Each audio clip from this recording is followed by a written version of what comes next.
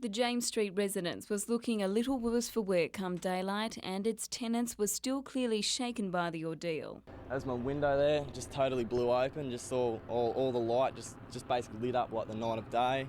Couldn't see anything at all, just smoke everywhere. Police believe the explosive device was perched on a picket fence and detonated around 5 a.m.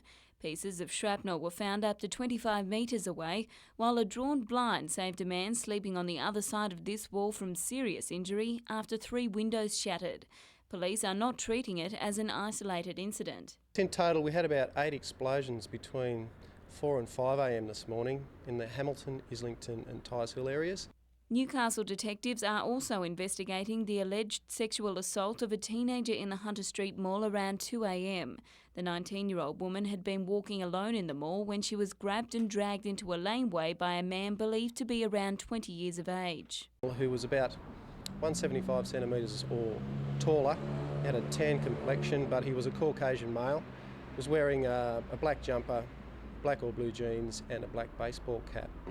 Anyone with information is urged to contact Newcastle Police.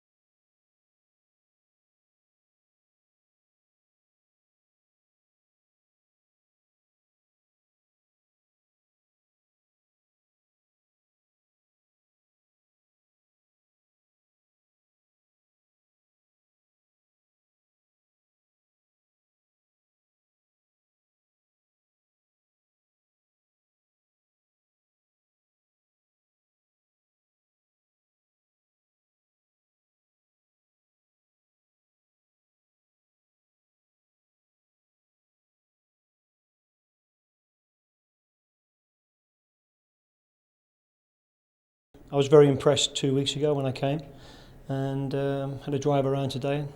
Not disappointed at all.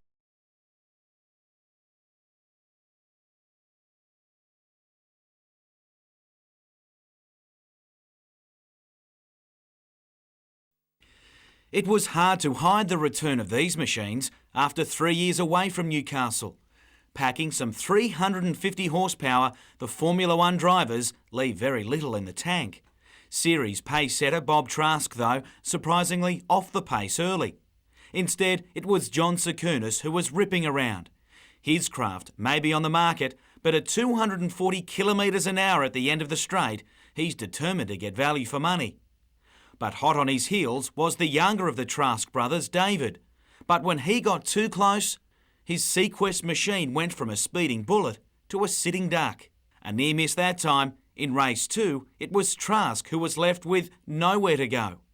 He didn't miss Mark Evans' machine, but thankfully no one was hurt.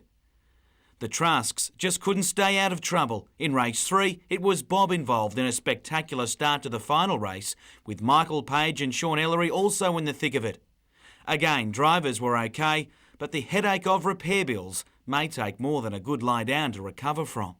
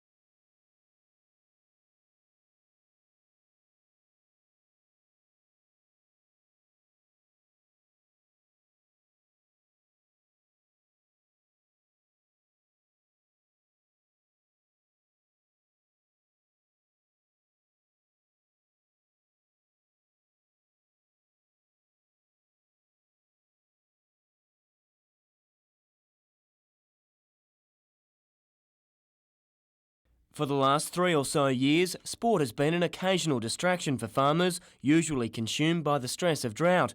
But you know things are looking that little bit better when competitors trot onto a Muswellbrook polo-cross paddock covered in mud, not dust.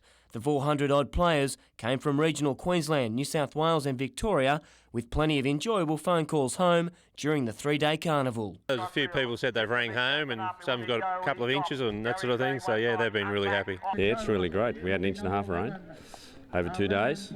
It's more expected on Tuesday. Gives everyone a lot of hope. On the field, the Women's New South Wales Club Championship came down to a battle between the Corindai Grasshoppers and Maitland Pumpkin Pickers, with the ladies showing just how physical polo cross can be.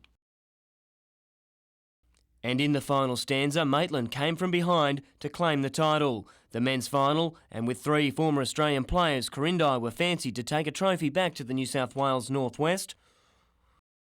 Corindai too hot for the Riverinas Jugiong outfit to the tune of 21 goals to 15. Todd Nardi, NBN News.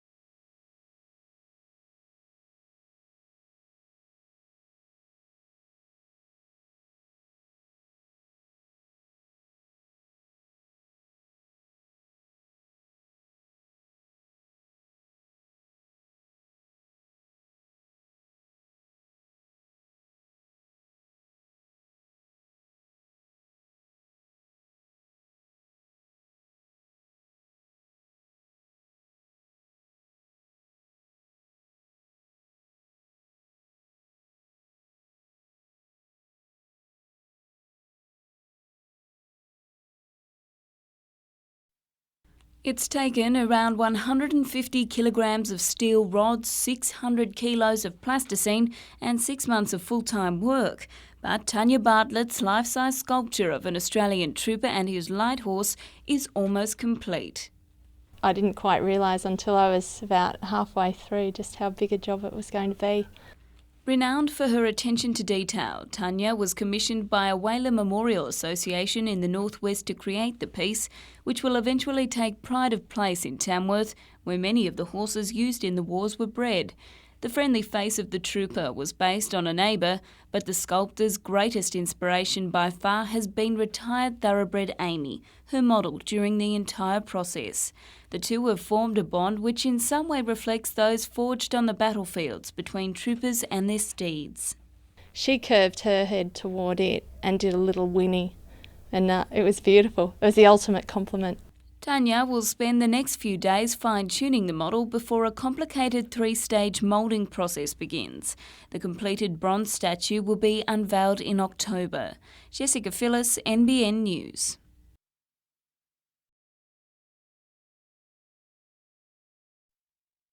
John and Norma Tucker are 2 of the hardest workers in the Hunter.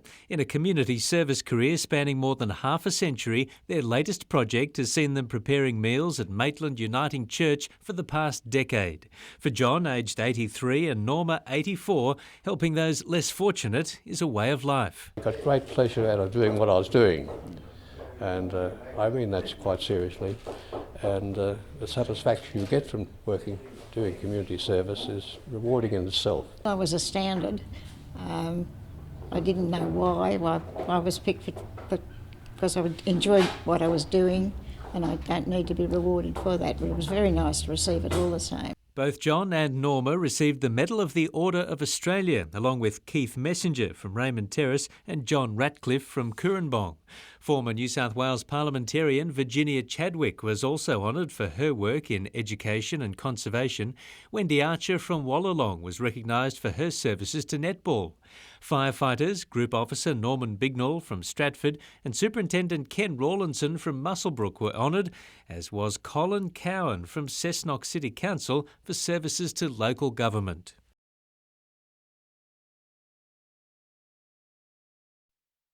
It was in the last 10 minutes of the Wanderers Eastern District's game that tempers began to flare.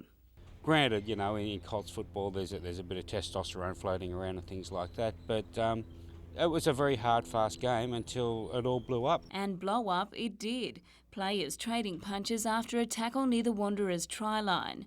Just as tensions seemed to abate, it escalated once again, with officials and spectators joining the fracas. We received one 000 call to attend the Oval for a brawl. When we got to the Oval, the brawl had finished. However, the following morning, a 50-year-old Mayfield man attended the police station and made an official complaint of assault. That man was Jim Williams, seen here carrying water bottles to Wanderers players before he too got caught up in the fray. He punched me to the ground, and then as I went down he continued to punch me on the ground. Today his bruisers told the story. The NHRU has called for a report from the referee and requested team lists from both clubs. It will review vision of the brawl tomorrow morning and says the strongest disciplinary action will be taken. I've been playing rugby in Newcastle since 1969 and I've never experienced anything like this, and I hope I never do again. Jessica Phyllis, NBN News.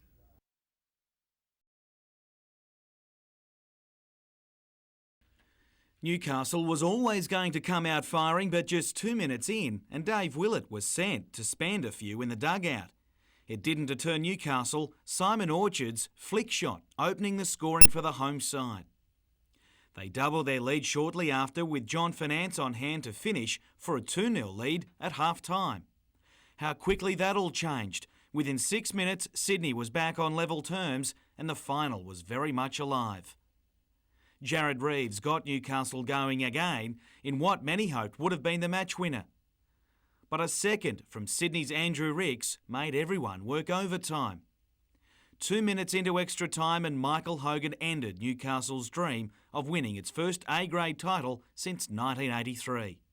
Netball, and after some 1,040 games in 3 days, the State Age Championship wrapped up at Maitland today as well, involving some 1,600 players and officials from 57 associations. Just running the event takes military-type precision. Competition was pretty tough too, and Charlestown under-19s certainly proved a force to be reckoned with. They went undefeated for the first 2 days before running into a hot Gosford outfit.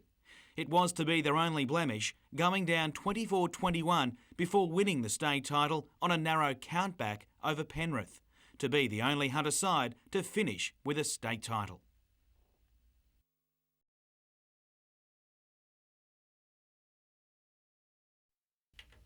Starting from row 2 on the grid, a poor start actually forced the young Australian to fight his way back from 10th.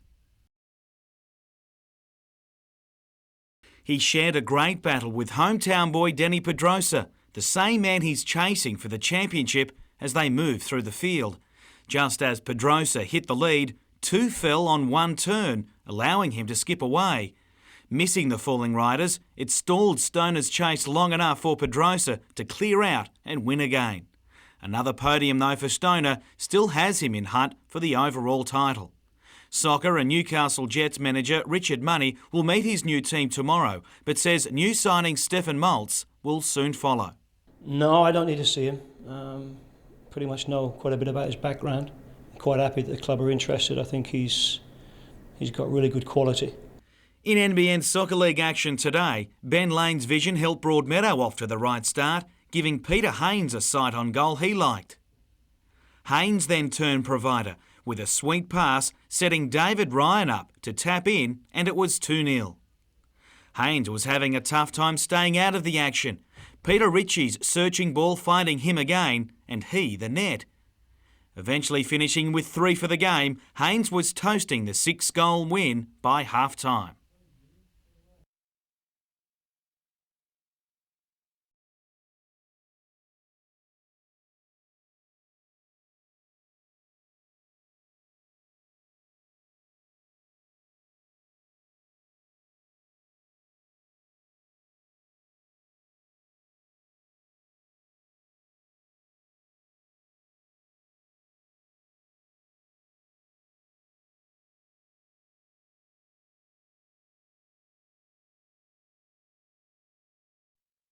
It's the luck of the Irish to get a free 2-week holiday in Australia, all paid for by the Australian taxpayer. The government hopes it'll be a good investment because they're all Irish travel agents capable of sending thousands of tourists down under. This is the first time I've been to Australia, so it has been an eye-opener really, because we've just about seen everything all along the east coast, so it's been fantastic. So do you think it'll help you sell to your customers? Yeah, because it's much easier to sell when you've actually experienced it. Quad bike adventures on the Stockton Dunes and a dolphin watch cruise on Port Stephens have given the group plenty to talk about when they go home. The Irish have always come over, but just predominantly to meet family and friends that have already been over. It is growing as a market, just as a holiday destination. And how does our wintry weather compare to Ireland? Everyone keeps telling us that it's cold and it's freezing, but it's lovely. Today now I'm a bit chilly, so I think I'm acclimatising to the Australian weather, but yeah, it's been lovely. Paul Lobb, NBN News.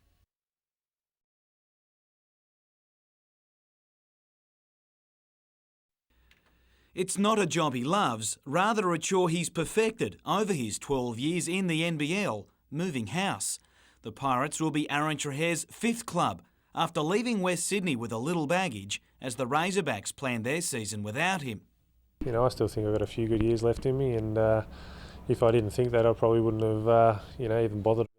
At 29, you'd think there are still plenty of tomorrows left for him and his sweetly timed shots. After 2 separate stints at both Sydney clubs, the boy from Bendigo is also happy to be back in the country, and with his first ever NBL mentor, Adrian Hurley. Started off my NBL career with Adrian as the coach many years ago, but looking forward to playing under him again. He's a good coach to play for. He lets you sort of do your own thing within his system. He'll also team up again with former West Sydney teammate Russell Hinder, but like all Pirates fans, would love to see imports Brian Weathers and Kavossi Franklin back in Hunter colours next season too. Their playing futures could be known as early as this Friday.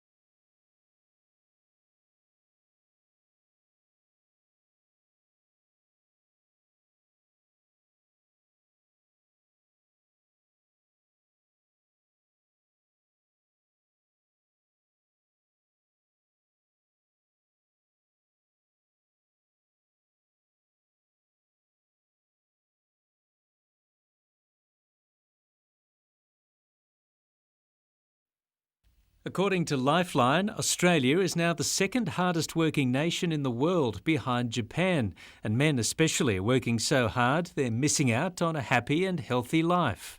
So we're working longer, and men don't have enough time to balance their work with their family time, time with kids and time for themselves. Men are being urged to do a time budget like you would for money in a bid to maximise time for life, even if it means working less. And you sit down and you say, OK, can we afford for me to work less because the payoff is I'll spend more time with the kids? That's not impossible. That's kind of easy to do. Sex Discrimination Commissioner Prue Goward says men under 35 are 3 times as likely to die than women of the same age group, and twice as likely as women to pass away prematurely up to the age of 45. It's not because they're more predisposed to heart disease or more predisposed to cancer. It's because they don't look after themselves as well.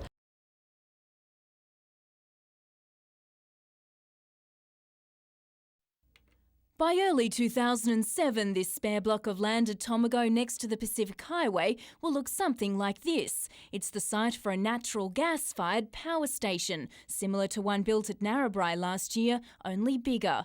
Macquarie Generation was actually given planning approval back in 2003. The demand for energy now warrants its construction, growing 3% a year. By about 2008, we know that the state will need new generating capacity to meet the peak demands.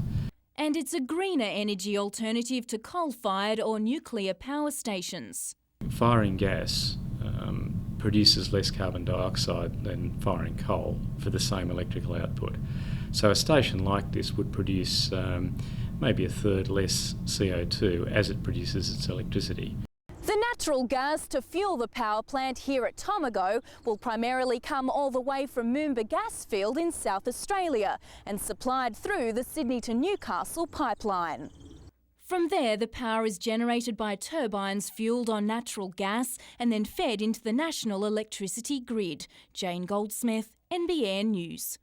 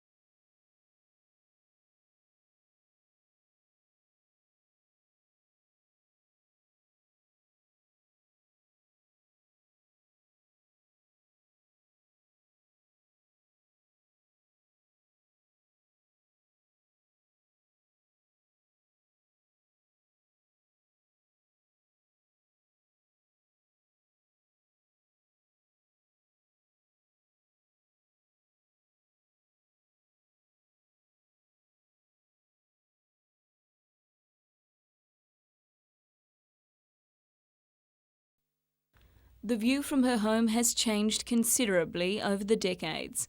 The planned expansion of a nearby mine will see Wendy Bowman's property completely surrounded by mountains of dirt in a matter of years.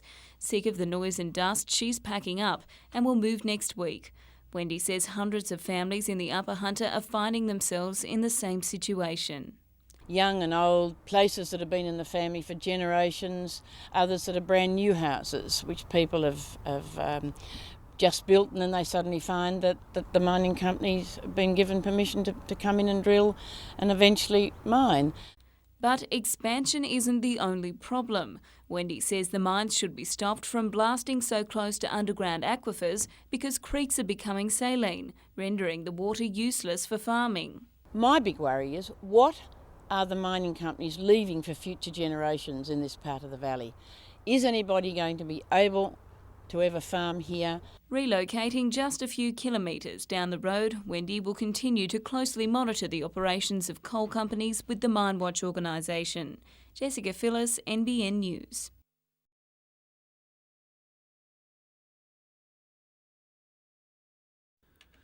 One of Newcastle's most passionate players during his 4-year stint, Ben Kennedy, has taken that to Brookvale with great reward. While happy on the northern beaches, there's no doubting he pencilled in this meeting at the start of the season, and save for injury, he'll be one of the first out to greet his old side on Sunday.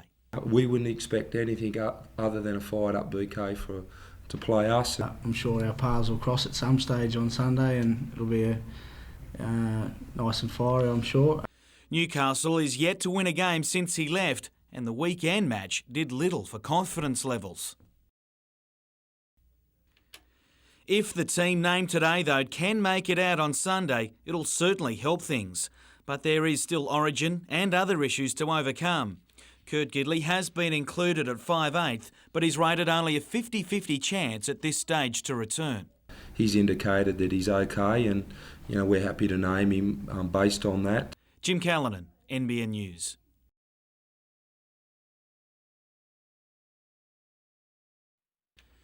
You got the feeling Richard Money couldn't wait to get his hands on his new team, but first things first, and that was to lay down the ground rules from day one. There are some things that are non-negotiable, and so it's important to get them across pretty quick, I think. The team has been in heavy conditioning mode for the past few weeks, and Money is happy to let them continue for the time being at least. I've seen the DVD of the game against Central Coast, and I think there are a lot of good positives from that game, but there are some things that I think I can affect pretty quickly. Coach Jean-Paul Di Marigini can't wait to work more closely with money, and you'd think the players would welcome it too, given the past few weeks has been nothing more than fitness. One keen to impress quickly is Alan Picken. He's trialling for a spot to cover for the injured Andrew Durante. We're just having a look at him, and Richard will have a look at him throughout the next 2 or 3 weeks. He's filling out Stu Mishalik's training strip with the young Socceroo back in action again at the Youth World Cup tomorrow night against hosts, the Netherlands. Liam Reddy, meanwhile, will remain in Ned Zelich's uniform for another week too, until he returns with new signing Stefan Maltz.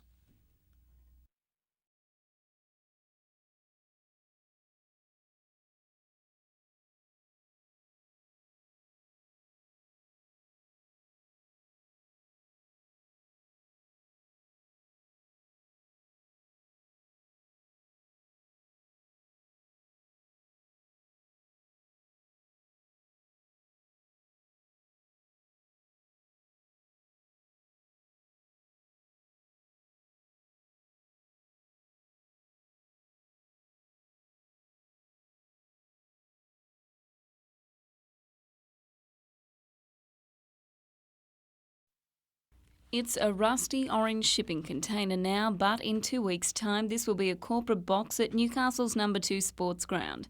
Gone will be the dirty walls and hinged doors. Instead, imagine a miniature kitchen, windows and even a deck. Contain Solutions is the company behind the transformation. For a year now, it's been giving shipping containers a new lease on life. It could be anything from a teenage retreat, granny flat, to a side office, to accommodation, to a water tank, to basically whatever it is you want. You may have seen these containers used as offices at building sites. They're popular for such things because they're relatively portable and easily transportable. They're a cheap form of accommodation, actually, a very cheap form of accommodation, and it's unlimited what you can do. Just like building blocks, they can be stacked and linked together to form any combination. Jessica Phillis, NBN News.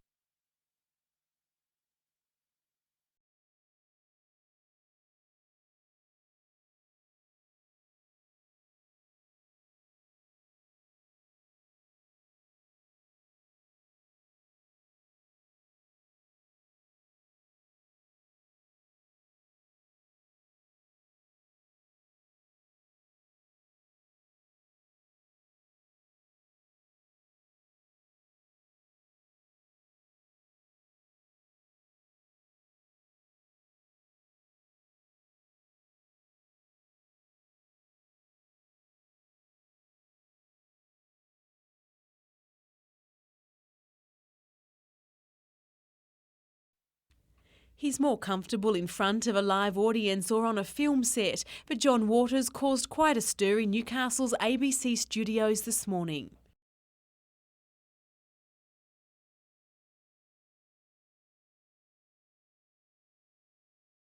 Waters, who plays radio shock jock Ziggy Blasco in the play Influence, today gave audiences an entree of what they can expect at the Civic Theatre this week. Written by one of Australia's most popular playwrights, David Williamson, the performance takes a swipe at the power radio personalities can wield in our everyday lives. They preach to the converted and basically talk over anyone who has an opposing view. Continuing a big week of theatre in Newcastle, and the recently renovated Playhouse will provide a snug venue for the prime of Miss Jean Brodie, directed by Irish performer Moilisa Stafford.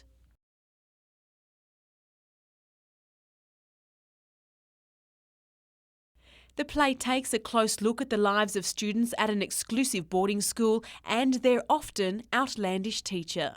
Colleen West, NBN News.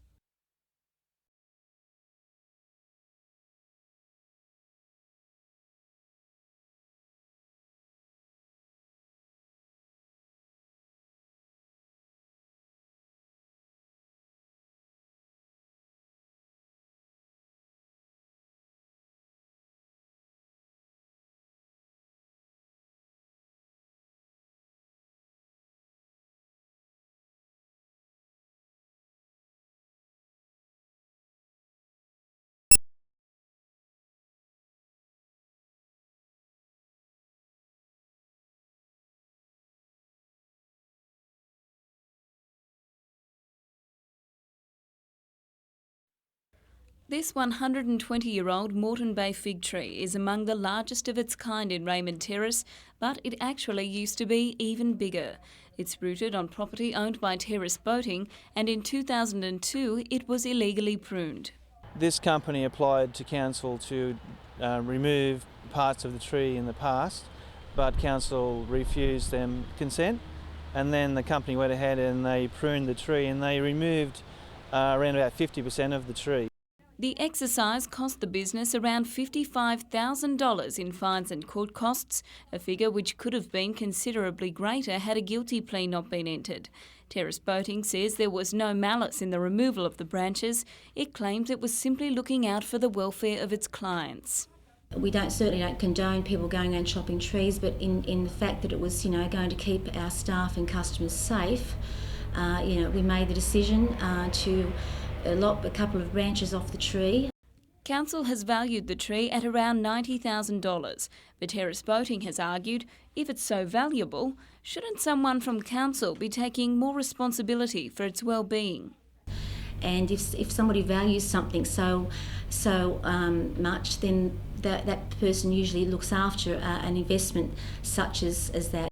Jessica Phillis, NBN News.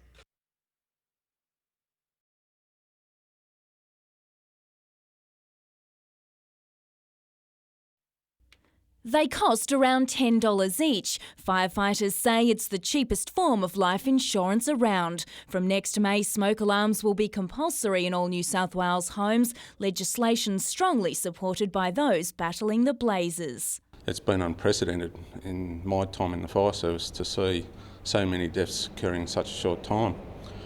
What we're asking people to do is check their smoke alarms, check their batteries. Last night, this Toronto home owned by the Department of Housing caught alight. Luckily, 9 children escaped unharmed while their grandmother suffered smoke inhalation. One bedroom at the back of the house was extensively damaged. Police today said they found 3 smoke detectors scattered throughout the house at Toronto, but instead of being fitted correctly, they were lying on the floor, disconnected. The Department of Housing says the smoke alarms were replaced in May and were attached to the ceiling. Fire officers recommend alarms be checked once a month. There's ample evidence that points out that smoke alarms do warn people. What kills people in a fire is the smoke.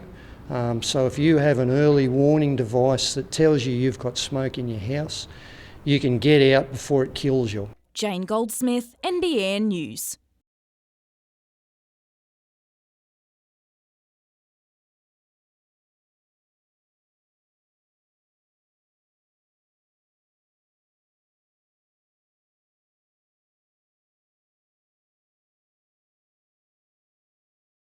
Obviously a different role, development role, no affiliation with first grade, but a lot of affiliation with the junior programs that are to happen in the Hunter area.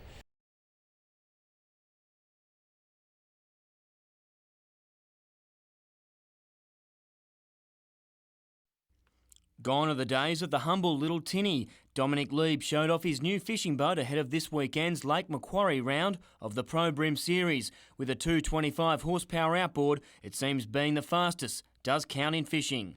Mate, if you can be ahead, you can be on that school of fish first, it definitely makes a big difference.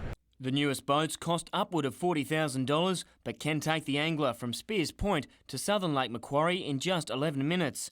Packing less power, defending champion Brendan Hughes doesn't mind giving a head start. Getting there quick isn't everything, as long as you get there. The new Lambton fisherman was almost unbeatable in last year's 6-round series. Took the grand final as well for a few $1,000s, it was great. So, mate, it's experience of a lifetime. I hope I can do it again this year. 100 anglers are expected on the lake. Using just lures and flies, they'll have around 15 hours to reel in the most brim. Todd Nardi, NBN News.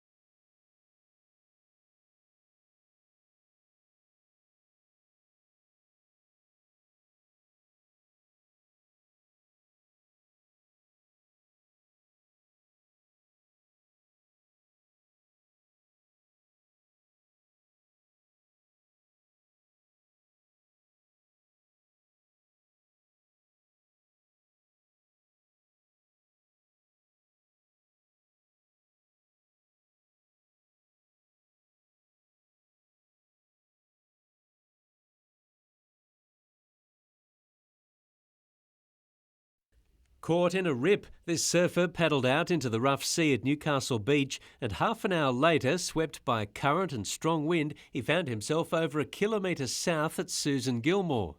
Several phone calls from onlookers alerted rescue crews who'd tracked his position. Exhausted, he managed to make it ashore, telling ambulance crews it was the dumbest thing he'd done all year. They were surfing at Dungog as well as floodwater swept through low-lying parts of the town. Well, it was just raining, it's flooding, so we thought that we'd get a surfboard down here and give it a go. The Williams River was flowing swiftly through the picnic grounds, while over in town, Mile Creek had backed up, cutting off one of the busiest roads. One business was forced to move machinery to higher ground, but there's really only one way to floodproof your tractor in Dungog. River rose probably about a metre and a half between 7:30 and 9:30 this morning. It was headaches all round at the Newcastle airport at Williamtown as the weather caused lengthy delays. 9:30, 10:30, 11:30. That'll be 3 and a bit hours before I get out of here. Flights to Brisbane and Melbourne were delayed, while Gold Coast services were cancelled altogether after the Coolangatta airport was flooded out. SES controllers monitoring river levels say there are no major flooding problems across the Hunter tonight. A minor flood warning is current for the Williams River, while an equipment and livestock warning has been issued for the Patterson River. Paul Lobb, NBN News.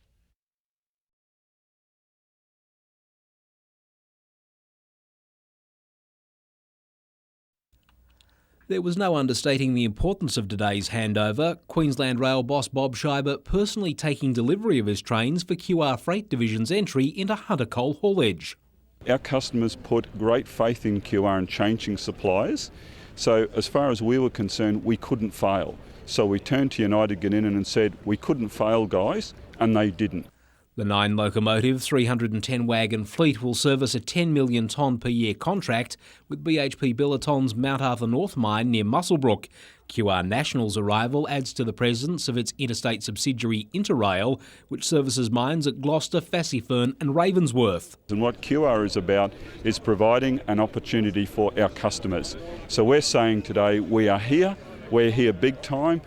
The QR National contract is part of a busy order book for United Gunninan, which will soon complete the first of the Hunter rail cars. And they're also focused on winning City Rail's 500-carriage public-private partnership. It's our biggest target in the group today. We've got a team in Sydney mobilised bidding, probably got 30 people full-time on it. Gary Blair, NBN News.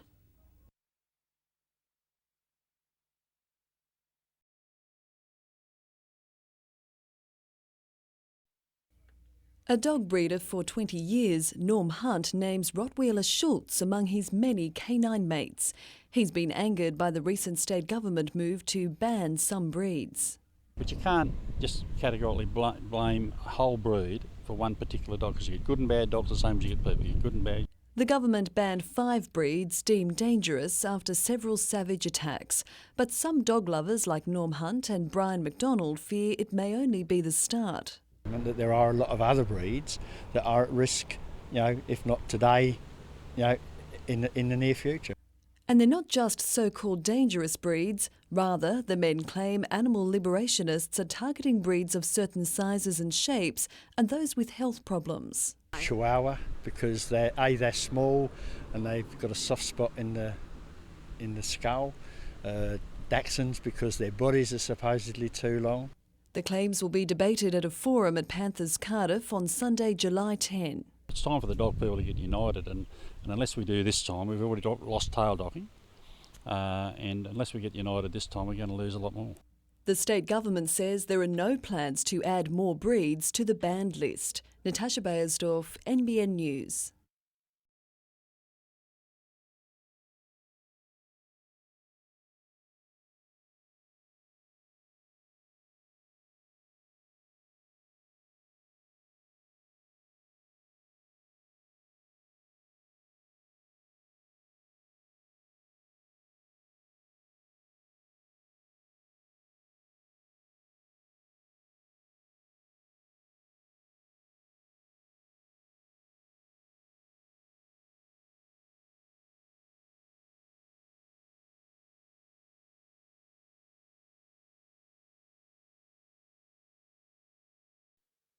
The ICAC, which handed down its findings today, is not the first body to have investigated claims of a plagiarism cover-up at the University of Newcastle. However, it is the first to have made any substantial conclusions or recommendations. The issue first surfaced in March 2003, when a former lecturer claimed he failed 15 international students for passing the work of others off as their own, only to discover later that their papers had been secretly written. Previously, an inquiry carried out through the university by Professor David Lamond had cleared the relevant staff of any misconduct, but the ICAC found the report to be flawed because the professor was not sufficiently impartial to the institution. The corruption watchdog is pointing the finger at Deputy Vice-Chancellor Brian English, who is retiring in September, recommending he be disciplined for failing to properly consider the appropriateness of Professor Lamond's appointment. But Professor English is not the only one to be singled out. Although they are no longer with the institution, former head of the Graduate School of Business, Dr Paul Ryder, and his former deputy, Dr Robert Rugenbauer, have been found to have engaged in corrupt conduct for having the assignments in question remarked.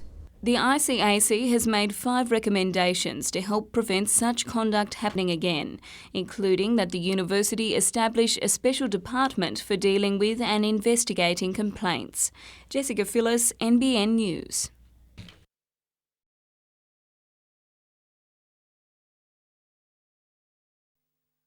Money talks. Just ask these young entrepreneurs. In these days where the mighty dollar drives much of society, this is a lesson in life. School kids buying and selling goods using their own currency launched today. It's called The Mutual, linked to a Maitland-based building society and featuring past and present local identities, an unexpected honour for some. It does a little, because most of the people who sell on banknotes are no longer with us. $1 Australian equals 100 mutuals, and at this inter-schools market they buy just about anything, from chocolate to toys and those little odds and ends. Getting rid of some of my brother's stuff. Does he know about that? Yep. But he's not very happy about it either. Even a new pet. But what do you do with a yabby? Take care of it.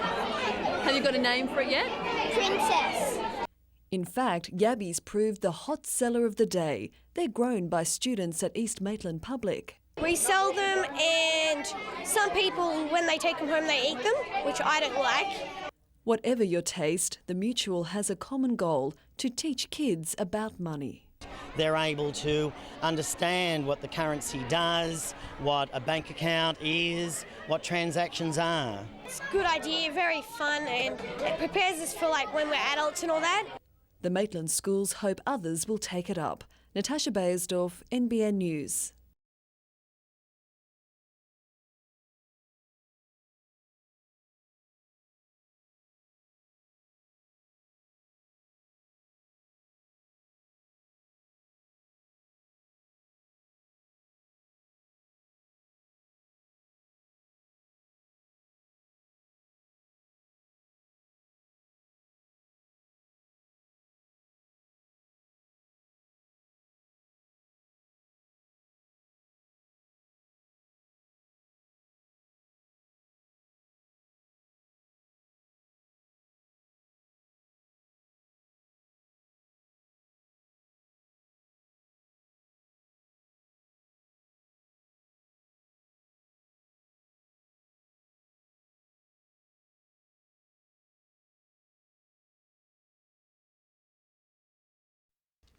For Lachlan and Ben, the best thing about Auntie Cherie's equal third at the Portuguese Open is the new trophy. For Cherie herself, though, the breakthrough result is a major confidence boost, puts her 20th on the European Order of Merit, and the $30,000 cheque was pretty handy as well.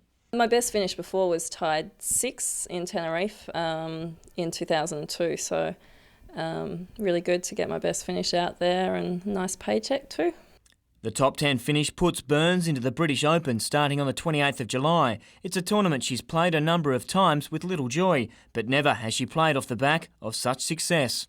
Now I know I can compete with the girls. I'm really looking forward to it, and it won't be as nerve-wracking going back for my 5th time. And as another local lady taking outstanding form overseas, Anne-Marie Putney was crowned the Queensland Ladies Open 10-pin champion in Caboolture this week. The Edgeworth bowler leads the national series after 4 rounds. Next month, she'll contest the New South Wales Open before travelling to Denmark for the World Championship.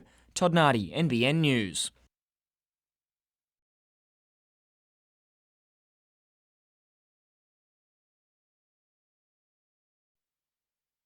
It wasn't that long ago when women weren't well received in boxing gyms. Now Deanne Short is running one. There were no women trainers or women were allowed in the club, and we had to fight to get that. And it's that dogged determination which is helping the grandmother mould Newcastle's next wave of boxing talent. Among them is Shane Pritchard. The fighter from New Lambton will form part of the main event after good shows on a national scale. Just a bit of fun and a hobby, just like the sport, so keep it up. A hobby that could one day see the 19-year-old push for a Commonwealth Games berth. Also on the card is Daniel Penny, a young boxer who's relocated from New Zealand, and that's where his loyalties have stayed. Are you a Kiwi or an Aussie? I'm a Kiwi, 100% mate, 100% Kiwi. Given the format, boxers won't know who they're fighting until all registrations have arrived on Saturday morning. The event, part of a statewide push to reignite boxing's relationship with PCYCs. The PCYC Boxing Committee formed about 12 months ago, and the idea was to focus on 6 main tournaments, to go back and refocus on those grassroots of boxing. The event will be held at Cardiff Panthers.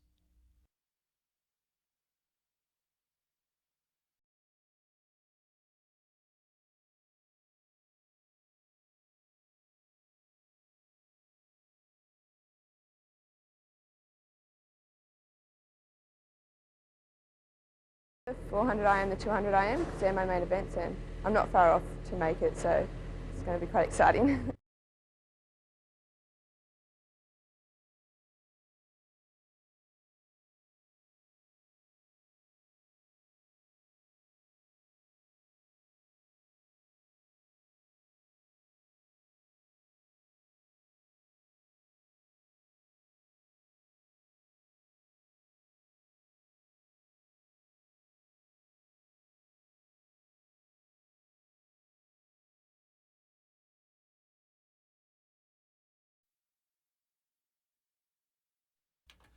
It's not the sight anyone wanted to see, but Jaron Mullen couldn't hide a hamstring problem with scans confirming a slight tear.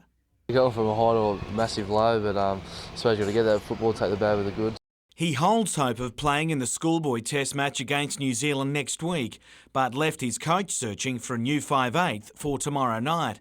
With Kurt Gidley and Steve Witt already sidelined, it was a job easier said than done. The best alternative, Brad Tighe, will come into the position at 5'8", and Dustin Cooper will come into the centres. While it's a makeshift back line, a near full strength pack sees Josh Perry heading the list in the front row, while Steve Simpson did enough to prove he can last the match as well.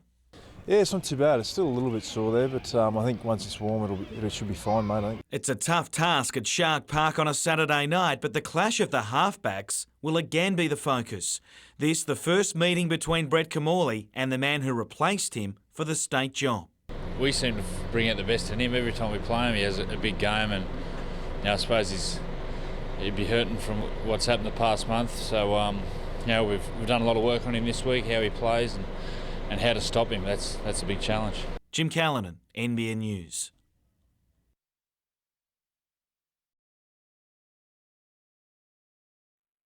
The case in October 1993 shocked the entire Hunter Valley. Alison's partly decomposed body was found hidden under sheets of iron at the old Pelton Colliery.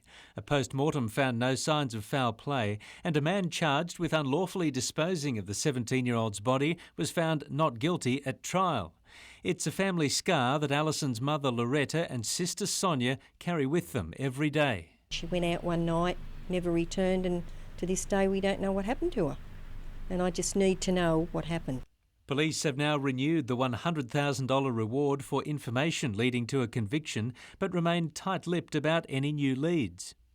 So have you had some new information in the case? None that I'm prepared to disclose at this time. They will say, though, that the case is well and truly open. Our investigation to date clearly indicates that there are people with knowledge relating to the circumstances surrounding Alison's death. This reward, we hope, will get some of those people to come forward. I'm just asking, please, if you know any little tiny thing, may not be much, but little things might build to big things and solve it. Paul Lobb, NBN News.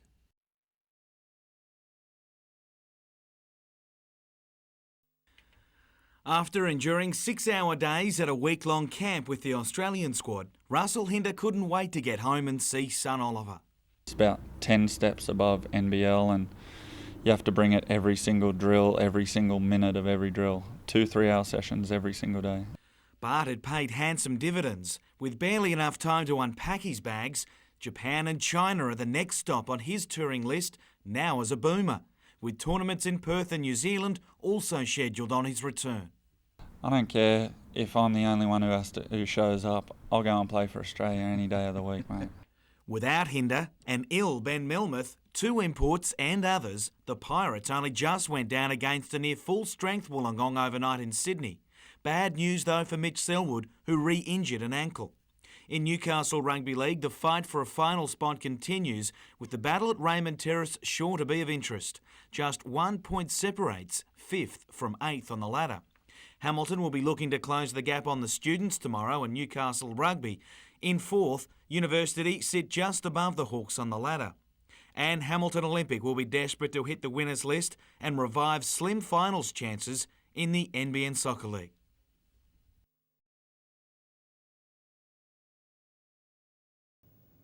I believe the NRL are doing a diligent job in trying to stamp out the dangerous throw or speed tackle, but there's been evidence in recent times that they've actually gone too far in trying to do so. And last weekend, or after last weekend, I have no doubt that that's the case. This Simon Woolford tackle on Billy Slater is a good legitimate tackle in any other era bar this one.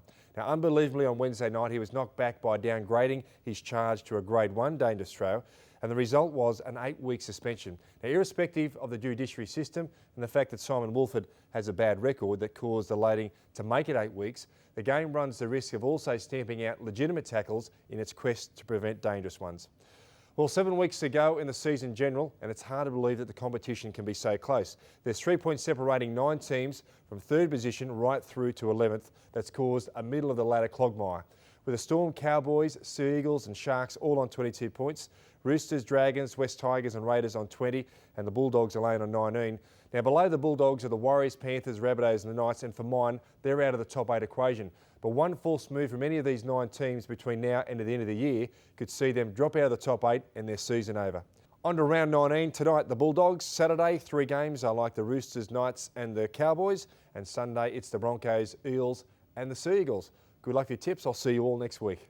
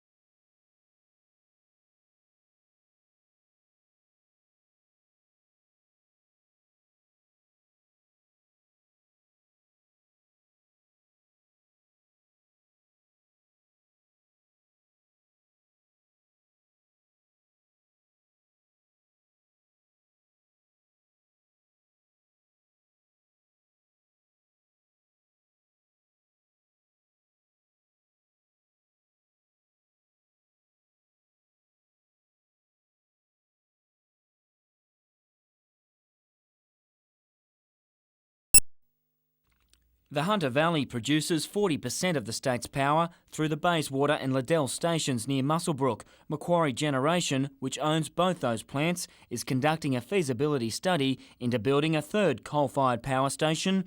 While it's not the only region being considered, the preferred location is the Upper Hunter. It's the engine room of the economy. I mean, particularly in New South Wales, it's got a base of coal mining, it's got a base of power generation. The Muswellbrook Council is happy to have power, and plenty of it. Councillors have voted to support the study into another coal-fired station. We have the skilled labour here to operate a new power station. The station wouldn't be built until about 2012 and would cost around $1.5 billion. While a modern coal-fired station would still emit carbon dioxide, Macquarie Generation says wind and solar power won't meet electricity demands anytime soon. As the years go ahead, we think it's most likely that that coal will provide new, cheap base capacity. And we must rely on technology to reduce those greenhouse emissions. Todd Nardi, NBN News.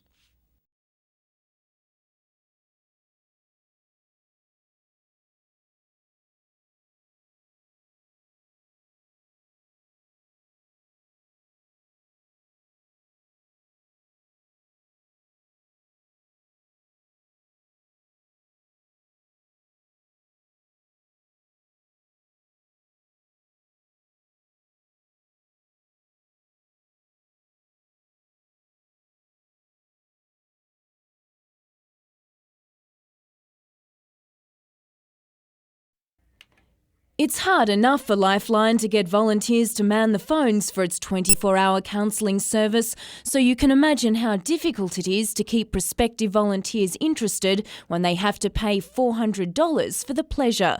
The money goes towards an intensive 20-week telephone counselling training course, arming each volunteer with the necessary skills and specialised experience. Our volunteers are trained in skills of suicide intervention, domestic violence intervention, child abuse, relationship breakdown, loneliness, you name it, Lifeline does it. CEO Pam Tierney is calling on the state and federal governments along with the private sector to support Lifeline financially and in particular offset the costs of the counselling course for all volunteers. We have been lobbying the state government along with the other 15 New South Wales centres for a total of $2.4 million across the centres.